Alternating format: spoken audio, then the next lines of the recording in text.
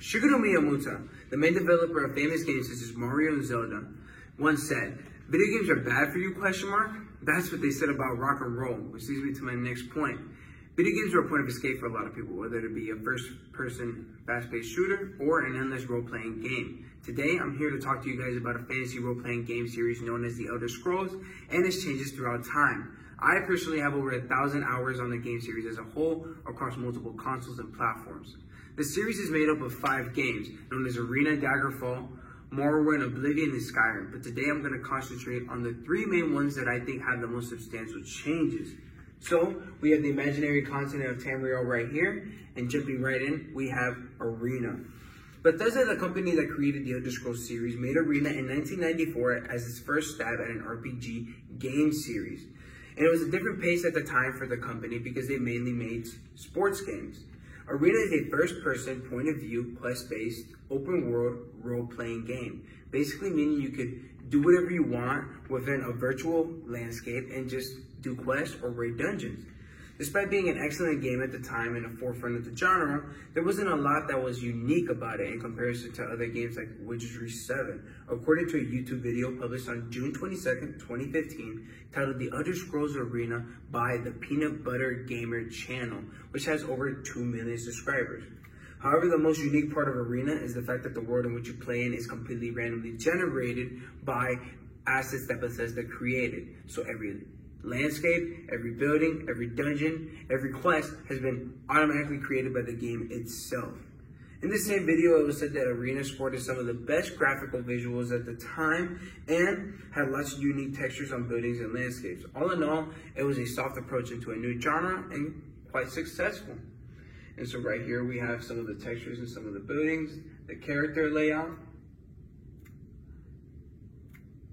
and we have Morrowind.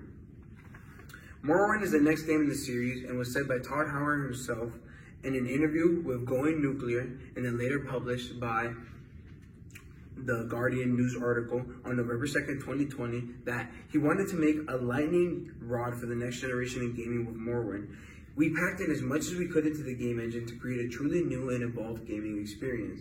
In fact, the official Morrowind game forums on the official Bethesda website around August 13th in 2012, under the modding support tab, said that Morrowind is intentionally based on a game engine compatible with the open source software known as Linux, so it can run on multiple computers such as Linux, Mac, and Windows, but at the same time be overhauled and modded by the community itself, which was a groundbreaking feature that was not seen before. Morrowind also utilized a new construction set that they used to create the open world of Morrowind by hand. No longer was the world automatically generated. Todd Howard also mentions that cumulatively it would have taken 100 years for the staff to complete this game in the last interview that I mentioned.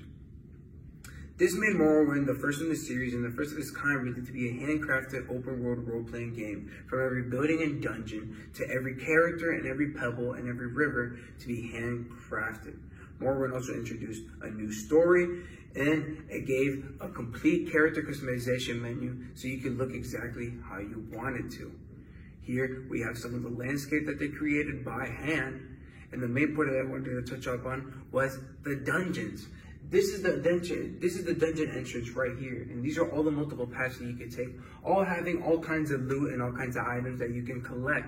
And like this dungeon, there are over 30 in the game. They were all handcrafted by the developers themselves. Here we have some more landscape shots of the town in actual Morrowind, and we have another landscape shot with some of the similar beasts that we saw earlier. And it leads me to the final game in the entry, which would be Skyrim. Skyrim introduced not a game, but a world. There's a brand new weather system, different types of landscapes, and special effects never seen in an Elder Scrolls game before, like the Aurora Night Sky or the stars in the night that you can actually use to navigate across the map. Characters also feature a vast cast of voice actors, and to mention one would be Michael Hogan from Battlestar Galactica and Teen Wolf. Also, every character is handcrafted to be incorporated into a quest or articulate into some bigger story. So basically, wherever you walk, you might encounter a brand new quest and go on a giant adventure for the next 3 hours.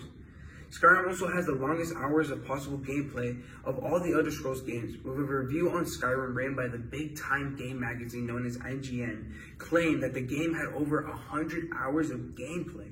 All in all, Skyrim makes the world you're playing in feel like it's alive, like it's a real place, and this is the way people would interact and live within this imaginary world.